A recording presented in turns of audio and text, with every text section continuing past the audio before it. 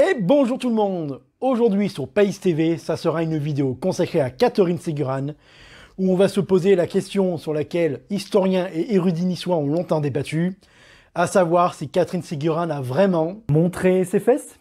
Mais non, pas vraiment montré ses fesses. Si elle a vraiment existé. Ah bon? Bah oui. Qui s'intéresse de savoir si elle a vraiment montré ses fesses? Ben moi.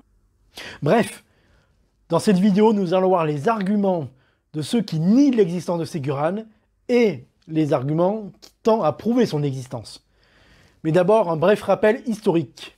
C'est durant la 9e guerre d'Italie, qui opposa François Ier, roi de France, à Charles Quint, empereur du Saint-Empire, dont la Savoie et donc Nice étaient un des états vassals, que Nice sera assiégée en 1543 par les Français et leurs alliés turcs. Et petite parenthèse, c'est bien les troupes franco-turques qui assiègent Nice, et pas les Turcs tout court et ni tout seul.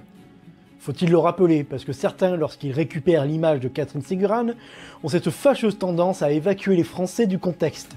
Le siège de Nice, par les franco-turcs donc, durera pratiquement tout l'été 1543 et sera levé le 9 septembre, suite à l'arrivée du duc de Savoie, Charles II, à la tête d'une armée de secours, obligeant ainsi les franco-turcs à se retirer. Si les assaillants réussirent à prendre la ville, ils ne parviendront toutefois pas à prendre le château.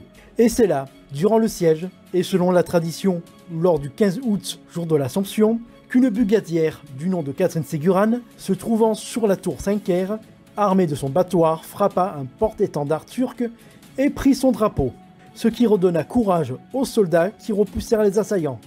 Voilà en bref comment est née la légende de Catherine Ségurane. Et justement, qui dit légende se pose nécessairement la question de savoir la part de vérité et de mythe. Il va y avoir, surtout à partir du 19e siècle et après l'annexion, une vraie guerre entre historiens et érudits de savoir si Catherine Ségurane était réelle ou non. Certains en ont conclu que la personne de Catherine Ségurane n'existait tout simplement pas, tout comme son geste héroïque. Comment en sont-ils arrivés à cette conclusion?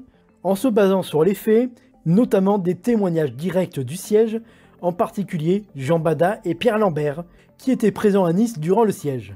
Et dans leur compte rendu, ni l'un ni l'autre ne mentionne Catherine Ségurane ou son coup de battoir. La première mention de l'héroïne au battoir, c'est 65 ans après le siège qu'on le trouve, sous la plume d'Honoré Pastorelli, consul de Nice, et qui n'était pas né au moment des faits, qui évoque la prise du drapeau turc par une donna malfaccia, ce qui laisse à penser que Catherine Ségurane était moche.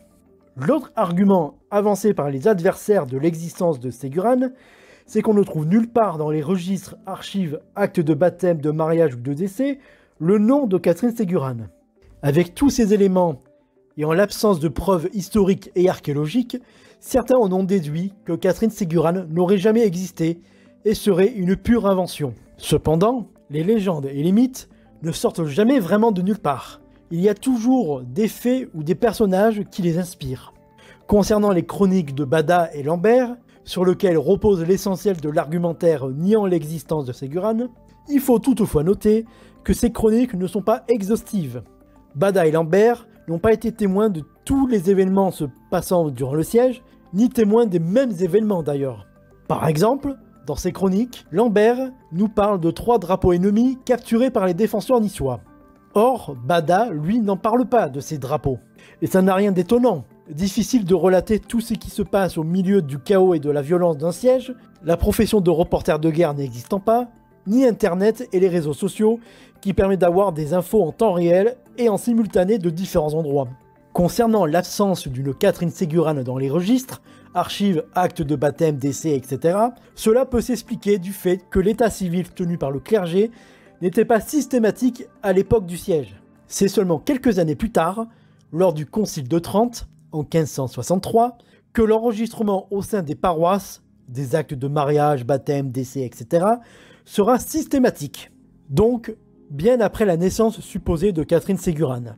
Enfin, et c'est une théorie tout à fait personnelle, mais peut-être que si on ne trouve nulle part une dénommée Catherine Ségurane dans les archives, c'est tout simplement qu'elle ne s'appelait pas comme ça.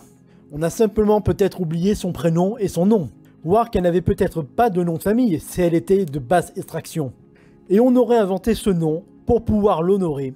Un peu comme le soldat inconnu quand on y pense. Car après tout, Ce soldat avait bien un nom et un prénom.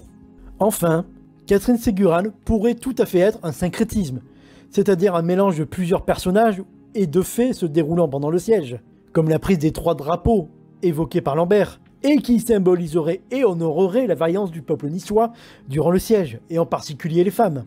Un peu comme le personnage légendaire du roi Arthur, qui selon certains pourrait être inspiré d'un ou plusieurs personnages historiques.